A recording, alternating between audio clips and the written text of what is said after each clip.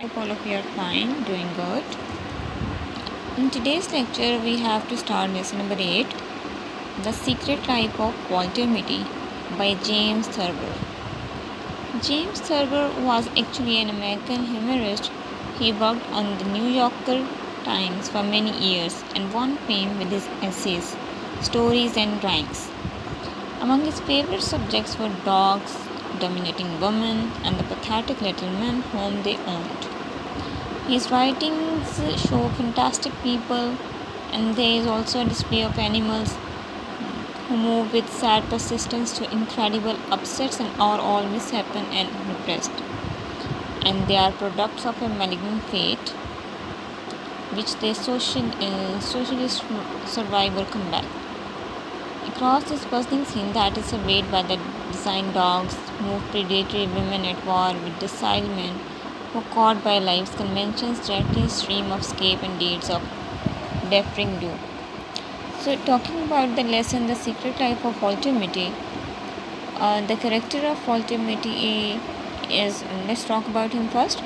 Probably Walter Mitty is a middle-aged man and he is somewhat abnormal person.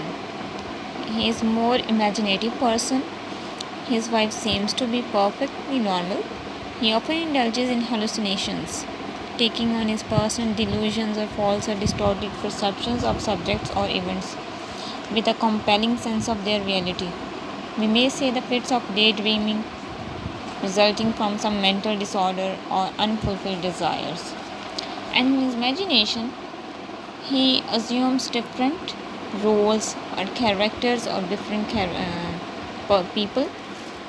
First of all, we see Walter Mitty in his imagination because he becomes a commander of a hydroplane and he caught in a hurricane. He issued orders to his crew. Next day he was with his wife in a car. He checked his fast driving. Then he assumed the role of a driver. He took his wife to a haircutting salon. In his imagination, Walter Mitty began functioning as a specialist writer doctor in a hospital. He operated upon a millennial patient. Then Mitty also appears, came out on the street in his car. He parked his car and thought of buying things which his wife had asked him for. He didn't remember exactly what he had to take. And the sixth role which assumed is Mitty was now at the Waterbury trial of himself before the judge and his lawyer besides him. And then he assumes himself fighting a war as a soldier in battlefield. He talked with his junior sergeant about bombing in enemy's targets. Then with his gun, he steered towards enemy. Then Mr. Mitty arrives at a hotel. He managed to control himself and lighted a cigarette, and he took one last puff on his cigarette and snapped it away. Then he fell into another fit of hallucination and found himself stood before German firing squad. In that way, Walter Mitty proved undefeated and unscrutable personality to the last. He was rather unintelligible with his complexity of personality, and nobody could understand him. As let's say, when we talk about the theme of the lesson, the two themes are very common with James Thurber, that is inhibition and the war between the sexes. Mitty is whose shopping improves upon his dreaming is both humorous and pathetic. The underlying theme of the short story The Secret Life of Walter Mitty is a female domination over men, or we can say that dominant theme of the story is incompatibility of temper, which causes friction between the husband and the wife. It develops the theme of inhibition and the war between the sexes. By his wife is docile, rather on the other hand, Walter Mitty is a psychological study of a mental wanderer. He is a mentally wandering everywhere. His mind is racing somewhere else.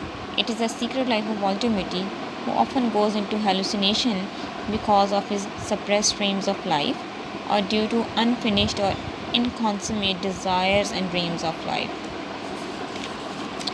Basically, The Secret Life of Walter Mitty is a study of modern men under industrial pressure, stresses, and strains, particularly characterized under the name of Walter Mitty. he may be any person in the most developed Western country undergoing the mechanical lifestyle without any leisure at his description. Industrial atmosphere has robbed of their mental equilibrium and this besides spiritual satiety and true happiness. Their life is always under pressure and strains. As W.H. Davis says, what is this life if full of care? We have no time to stand and stare. Modern requirements have increased manifold and they have become true slaves in the pursuit of material prosperity at the cost of their mental health and sound spiritual balance. We have all lost it. We have become materialistic. So Walter Mitty's first hallucination is the result of his past unfulfilled desires dangling between doing or not doing. Like Hamlet, to be or not to be, that is the question. He desired to become the commander of a Navy hydroplane. In his hallucination, he becomes a commander. He issued order to his crews combat the hurricane in which they were struck up. The reasons of his joining and leaving Navy are not known. So throughout the story, we see Walter Mitty achieving his desires, which actually he could not attain in his real life. So we can say that this is totally a dilemma of a modern man who is unable to achieve his desires, dreams in reality. It's rather a psychological study of a character of a modern man. Okay, we may say that Walter Mitty is the hero of the story. He is a symbolic character. He is a representative of millions of other citizens of the country or society who are dissatisfied like him. He wants to lead a simple and happy life. He tries to get in his imagination, which he has denied in his actual life. It is basically a conflict which he often finds between the real life and imaginative one.